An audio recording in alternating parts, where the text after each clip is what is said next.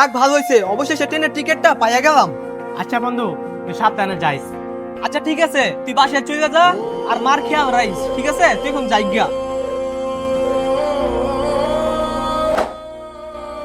ভাই ভাই আমার করে টাকা পয়সা দিয়ে সাহায্য করেন না।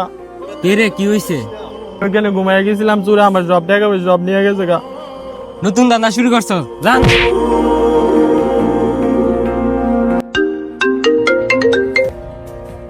কিরে কি হয়েছে? ভাইয়া কই তুই? আম্মু অসুস্থ, তাড়াতাড়ি বাসায় আয়। কি কস? মা অসুস্থ মানে? আমি এখনই আইতাছি। কি হয়েছে ভাই, কি সমস্যা? সমস্যা করলে কি লাভ হবে? আপনি কি সমাধান করতে পারবেন? সমস্যার সমাধান যদি করতেই পারি।